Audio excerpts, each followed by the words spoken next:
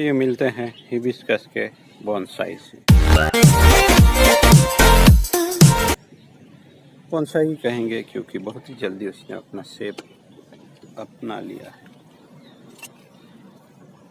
तो बोनसाई बनाना है हिबिस्कस का तो कटिंग से बेहतर कोई ऑप्शन नहीं है, या फिर नर्सरी से मिल जाने वाला पौधा, बट उसको वाइल्डली ग्रो करवाना पड़ेगा दोस्तों। आपके पास ज़मीन है तो ज़मीन में लगा दीजिए, या फिर आपके पास पोट है तो पोट में ही रखिए, पर उस पोट को भी दूसरे पोट में लगा दीजिए। यानी डबल पोट मेथड से उसको इल्यूजन सा मिलता है दोस्तों कि बहुत ही जल्दी उसको बढ़ना है।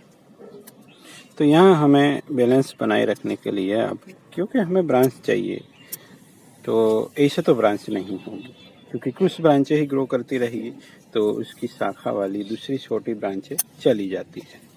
अगर यहाँ कुछ नहीं करते तो ये ब्रांच भी चली जाती है और दूसरी ब्रांच भी। तो जो मोटी है वो ही न्यूट्रिएंट लेती रहेगी। और यहाँ सन रेज का प्रॉब्लम भी देखने को मिलता है, क्योंकि ऊपर से घना हो गया तो नीचे वाली जो शेडेड ब्रांच है, शेड में रहने वाली, वो ग्रो करना रोक देती है। और जैसे बहुत ज़्यादा पत्ते होंगे तो इन्फेक्शन भी होता है मिलीबग वगैरह का। अभी तो नहीं है, अच्छी बात है, क्योंकि बारिश बहुत ज़्यादा हुई है। तो अच्छी है, ब्रांचिंग भी धीरे धीरे हो रही है। तो ऐसे ही 2-3 इंटरनोट के बाद हम इस तरह से कर सकते हैं, और नई ब्रांचिंग आएगी तो हम आगे चलें। यहाँ कुछ पुराने पत्ते आपको दिखे तो उसको हटाते चले, ज़्यादा नेगेटिव स्पेस ना छूट जाए उसका भी ध्यान रखना है।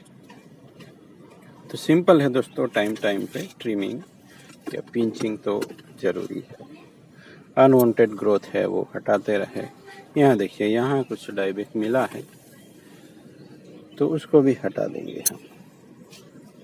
यहाँ ब्रांचिंग हुई है तो ब्रांचिंग के साथ जाएंगे।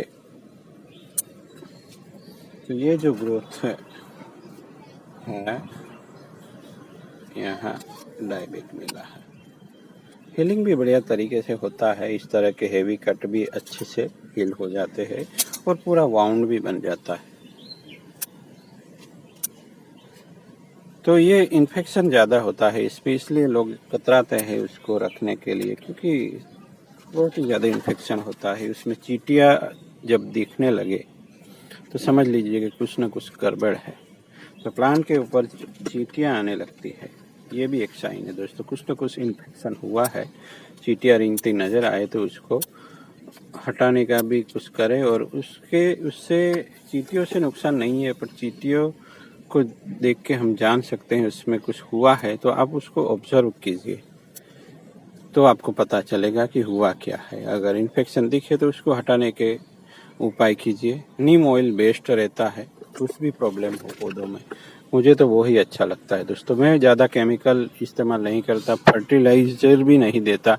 ये स्टैंड पे था फिर भी यहाँ केचुए पैदा हुए हैं।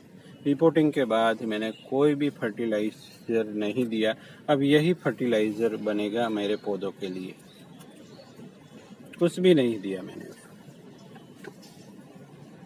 ज़्यादा देना ही नहीं पड़ता। मेरा सोइल मिक्स में भी जो एनिमल मैन्योर होता है, गाय भैंस वगैरह गोबर से बना हुआ सड़ा हुआ, उसी से काम चल जाता है। तो मैं ज़्यादा ऐड नहीं करता है। कुछ स्लो रिलीज भी लाया बासा कोटे, मुझे कुछ अच्छा रिजल्ट नहीं मिले, तो इसी से अच्छा है यही, कुछ ना दे प्लांट को। बहुत ज़्यादा एक्सपेरिमेंट भी मत कीजिए, कुछ ये दे दिया वो दे दिया, इससे ये हो जाएगा वो हो जाएगा, कुछ नहीं होता। आप अपने एक्सपीरियंस के हिसाब से फर्टिलाइज़र चुनें और अच्छे से प्लांट के साथ मज़ा लेना है दोस्तों। यहाँ स्ट्रेस की कोई जगह नहीं। प्लांट की वजह से आपको स्ट्रेस होने लगे तो वो क्या काम की। तो चलिए दोस्तों, मिलते हैं। ये कटिंग से हुआ, ज़मीन में ग्रो करवाई इसलिए उससे इतना ठीक बना पाए, नहीं तो ये इतना छोटा सा कटिंग लगाया था मेरी वाइफ ने, फिर परमिशन लेके मैंने निकाला फिर उसको इस पोट, पहले दूसरे पोट में था, अभी इस फाइनल से पोट में डाल दिया है। कुछ अच्छा दिखता है इस तरह के पोट में अगर रखते हैं। इसमें भी इतनी ही मिट्टी रहती है जितनी ब्लैक जो मैं पहले इस्तेमाल करता हूँ। ये इस तरह के पोट जो इजी एंड चीप होते हैं उसमें भी इस्तेमाल कर सकते हैं। किसी डिब्बी में डालने से अच्छा है दोस्तों, इस तरह के पोट ले आइए, 20-30 रुपये में मिल जाएंगे और उसी में होल बना के आप इस्तेमाल कर सकते हैं। नहीं तो इसे पोट में रखेंगे तो थोड़ा ऑर्नामेंटल लगता है। तो चलिए मिलते हैं किसी और नई टॉपिक के साथ। Thank you.